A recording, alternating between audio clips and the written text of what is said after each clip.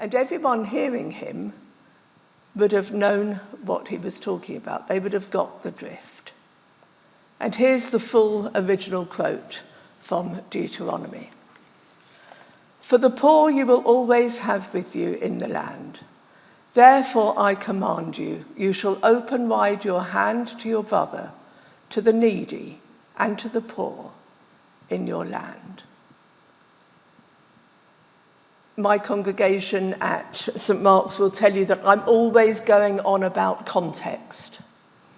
Context. And if reading Jesus' words in their original context, you can see that his words were meant to spur generosity towards the poor.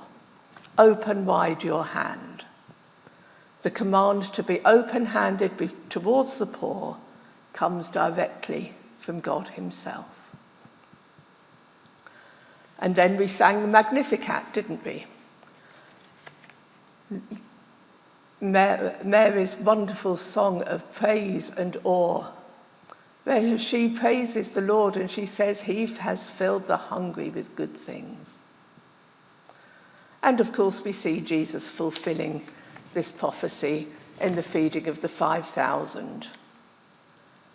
And the same word, the Greek word from Mary's song, the Magnificat, where she says filled, it's the same word in John 6, where we hear that crowd all ate and were filled.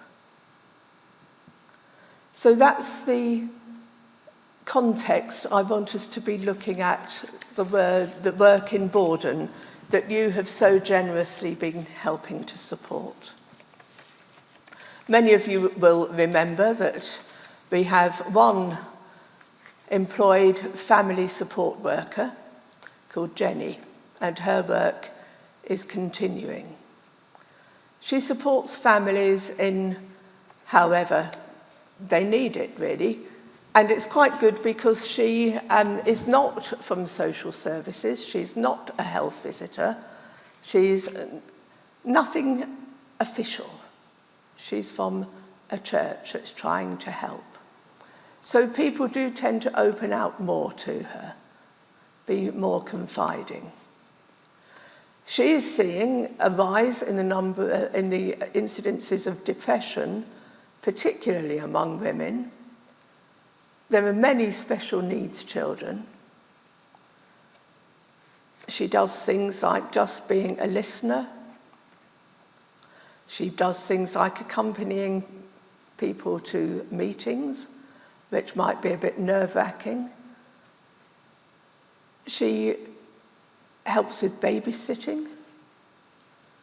She spends time with a profoundly disabled young girl called Laura, so that Laura's mother has a bit of respite. Laura is physically quite fit, but mentally she is very, very ill. Jenny visits a woman who's suffering from agoraphobia after years of looking after her grandson, who is being very difficult. He has his own problems. And this woman is looking after him because his mother died of an overdose. She was a drug addict, and so was his father. She's looked after him for years, and now it's all getting too much, and she's afraid to go out. Jenny has been able to persuade her to go out for a coffee. Doesn't seem much, but it really is. There's another woman who just needs to get out of her flat. It's not a very good flat.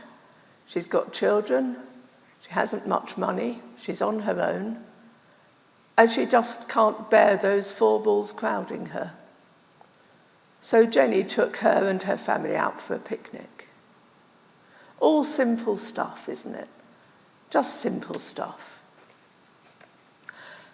She runs Space to Be, which I've talked to you about before. It's a monthly evening for women who need some support. They need a bit of time out.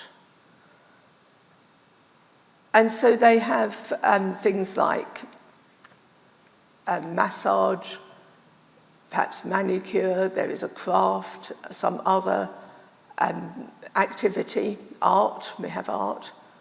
The last time we had African drumming, and they loved it. You know, imagine getting rid of all your frustrations on the African drums. It was great. So that kind of thing. And it's amazing what comes out of that, you know. I was talking to some women, and they'd come along to, just a couple of them, they'd come to support a friend who was there because she has cancer. She'd gone off for one of the therapies, and we were just talking. And it was quite odd, really, because then their problems came out. One of them had a school refusing child, and they couldn't find out why. Perfectly ordinary family, no real financial problems, mum and dad both there, but a child who just refuses to go to school. So that just came out because they happened to be there supporting somebody else. And so, of course, then we try to help them. There are lots of things. You may have heard of CAMHS, which is the Child and Adolescent Mental Health Service. It is horrendously oversubscribed in this area, I think actually throughout the country. And we can't fulfill what CAMHS should be doing. We haven't the skill or the qualifications. But we can be beside those people, those parents, who are desperate for their children to get help from CAMHS or something similar.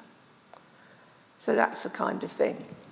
Now, due to lots of applying to various organisations for grants, and including your own, we've been able to employ a second families worker.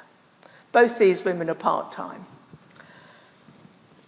She is going to start up another space to be in the autumn, which will meet during the day for those people who, mainly single parents, who can't get out in the evening because of childcare. She's already been helping a couple of families, but this month she has started holiday hunger lunch clubs. You know, the families where the children have free school meals because the family is on pupil premium or on other benefits. Well, when the holidays come, we notice a spike in the use of the food bank. So we've been having some holiday, we don't call it holiday hunger because that's insulting and it's prejudicial really. But we just call it holiday lunch club. And we give the children a hot meal and some crafts and some activities. We had a puppet show, lots of things like that. And that's been linked to the food bank, which was also, as you know, started by St Mark's a few years ago. So, our second worker is already busy. She's going to continue the holiday lunch clubs in half term and probably after Christmas.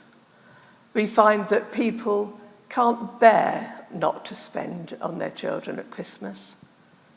It's just, you know, if you've got a child who's got at school a friend who gets everything, it's really hard when you can't afford anything for your child. It really is. So, of course, they're then in debt after Christmas. So we will do that again. We will do the holiday lunch club again after Christmas, because that's when the food bank will spike again as well. So we've got 2 of them. So it's quite a lot that you're funding. You really are. Now, if I could just go back to scripture, reading from Isaiah.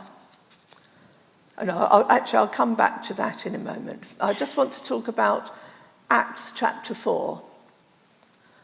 As you know, after Jesus' death, the early believers, the early church, took his teachings on generosity very seriously, their open-handedness. And God's grace was so powerfully at work in them all that there were no needy persons among them.